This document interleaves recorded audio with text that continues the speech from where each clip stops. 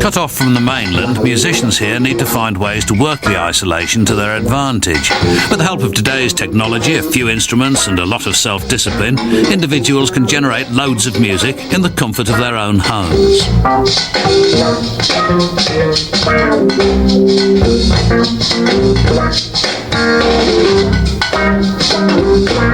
At 20, Paul Butler has his own setup thanks to a trip to the bank. It took 5 minutes to get a loan, Really? a £3,500 loan. That's amazing. Yeah. Did you go to the bank that loves to say yes? No, I went to Barclays. Right. But they love to say yes. They obviously love to say yes as well.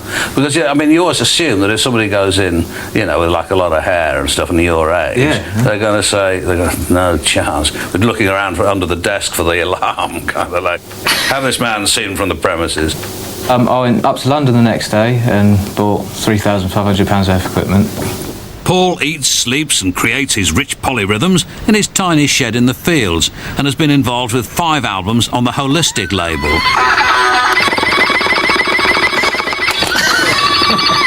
I tried to impress Paul with a few blistering moments on the gift shop guitar, but he just gave me a funny look.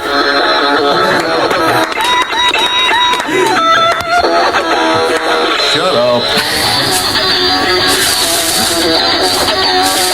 She really won't stop.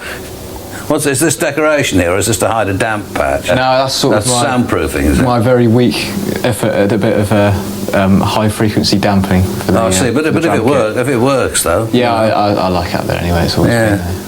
But as you can see, it's just great. Just what you need. It is perfect. It's in a field. The cows love it. Yeah. They are the biggest, best audience, I reckon. They're just. They sort of come wandering over and come, looks, heads going sleepily, like a good cow, and the heads going and they're kind of watching what's going on. Very interested animals. They want to know what's going on. Yeah, they particularly like high drums and things like that, and bells and stuff. Yeah. Well, there is a tradition of bells with cows and things, isn't there? Cowbells. So they probably identify with that. Hey, he's playing our tune.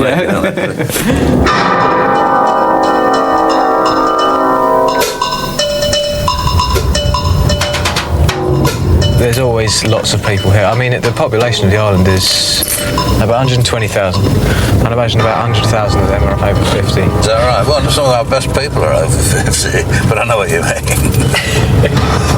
It's funny because you always see people adjusting upwards, hopefully, when people start to say, some of the people are over, and then you see, oh shit, I better not say 50, because he's over 50. 65. But I'm not yet eligible to join the 27,000-strong pension queue that's here already. And I'm determined to show Paul I'm up for anything. I'm mad, me. Yeah, the slide. Yeah, anyway, the significance of this place, I just earned my pennies for my first keyboard. So what was your job here, then? I was fixing the go-karts. And we all just took turns, just took shifts on different things. Multi-skilling, as they call it. Yeah. Oh, yeah, multi-skilled, yeah, definitely. They said they'd given it a good waxing. Shit.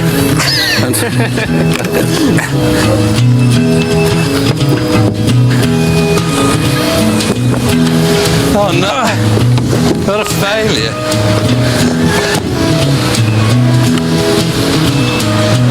What's happened? I'm too fat. Oh no, there I go. What humiliation.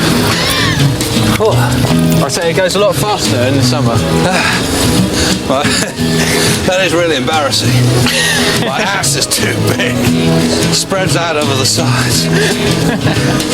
But you have to endure these things when pride is at stake.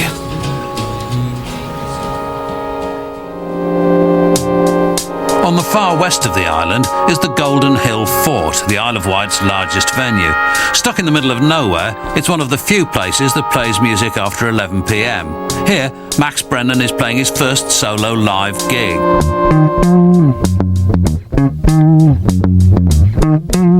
Max, the first and most prolific of the island's new artists, started his career almost 10 years ago and was the initiator of self-recording on the island.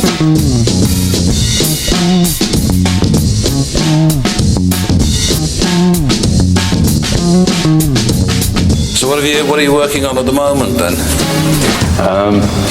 Well, just finishing off live sets, getting them as dynamic as possible, really. How live is a live set, though? I mean, you know, it's... yeah, that's a good point. I mean, how much of it's pre-recorded? Well, none of it's actually pre-recorded, but I use a lot of sequencers and samplers and keyboards on the computer and stuff, driving like the main body of the rhythms and things. Yeah, you see, that's one of the many aspects of it that I don't really understand. Lost in the tunnels deep inside the cliffs above the Needles, I wondered where we might emerge. This has obviously been used as a urinal at some stage recently by somebody. It's quite good, though. Let's hope it doesn't hang out over the sea. I wouldn't like that. No, not too far. Oh, this is... Actually, that is pretty good. Are those your needles, then? Yeah, they're the ones. They're not as big as I thought they would be, you know. No, they're not super-sized. I mean, I think the cliff's quite big and just levels down towards the Needles. Yeah. I'm glad we're kind of enclosed here, because I'm not good at heights. They must be quite solid this time. I certainly hope so. Don't start sowing the seed of doubt now. Love is the sweet expression of life. It is the supreme content of life. Love. There is no doubt that Max has had a huge influence on the new wave of music that seems to be coming from the Isle of Wight. At the moment, we're trying to find clubs which want to experiment and go... Not easy on the island, though. No, it's not, because it's a bit of a old-school club scene, as it were. They're into old-school hardcore and stuff. But... What about the record label? Well, I work with a few different record labels. Holistic, the one that's really focused on island artists. They're really, really nice guys that have loved the music, and we're not making a great deal of money, but none of us are doing it for that reason. So how many records have there been on Holistic? Well, after April, I'll have had 10 albums on Holistic. Is that right? Yeah. Quite busy, yeah. Hell, that's... I'm tempted to say that's more than the Beatles recorded in the whole of their careers. I don't know whether that's true or not, but it sounds like the sort of thing that people say. It's perfectly possible that that's the case. Well, with the level of technology today, you don't need big major studios and big production facilities anymore. You can really come up with a good sound vibe.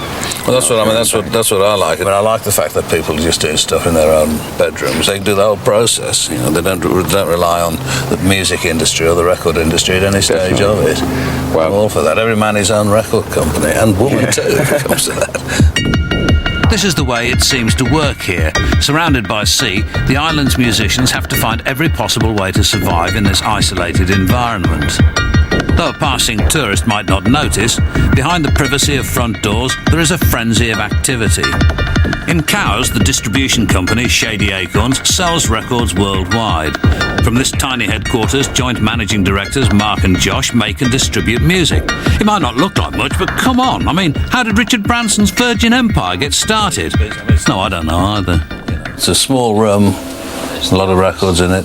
What happens here? We distribute, manufacture. We've basically got a group of friends and artists. This is just a personal collection. Oh, I see. All right. It's not actually stock or anything. I was going to say, because if it was stock, it looked a bit odd, because there didn't seem to be any two records that were the same. I thought, this must be a nightmare to sort out all of that. Yeah, we sell one record of each. So where's the stock then? We hold the stock. Well, yeah. Oh, I see. I'm sitting under my fat ass. You're sat on all the new promos that come sizzling new releases. Hot off the presses, these promos represent the only time that Mark and Josh actually see their records. These are manufactured at one of the few remaining vinyl pressing plants in Britain. While the 12 inches wing their way around the world, our lads need never leave the island. So, how many copies of these do you sort of hope to dispose of? To sell or dispose of? Well, not to sell, then, okay.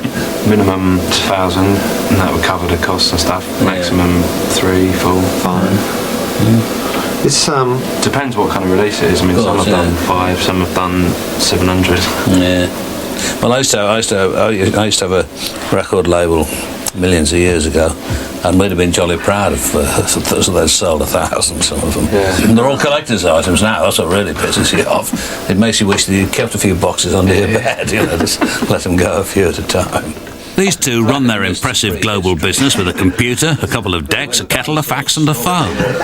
We started off a mail order because you don't really have a lot of passing custom in Newport to buy Detroit and Chicago house music. No. I'm not surprised here. I mean, I've just been down on the front down here, you know, and I suppose apart from in the summer, I was, you know, just went out and had a look to see what the sea looked like, pretty much as it looked before. In fact, I found, but I can see all these pensioners down there, kind of checking me out as the new kid on the block, you know. Hey, here's some new business for us. So I don't imagine there's an awful lot of passing trade most of the year round. No, especially no. Right. Okay. Well, thanks very much. All right. And thanks very much for these too. Hours of innocent pleasure. Excellent.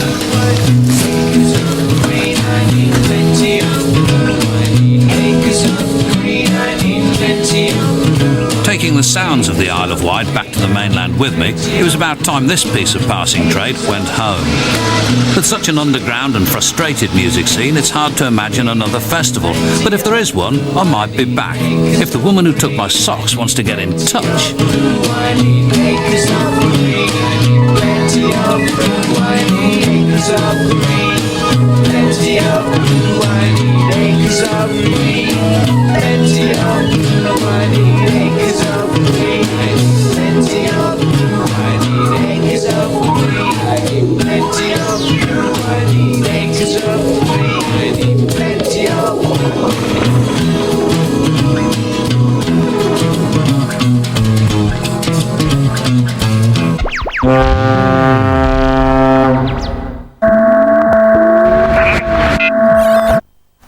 The last programme in the series is at 12:25 next Saturday, and a double CD containing tracks from the bands featured in Sounds of the Suburbs is in the shops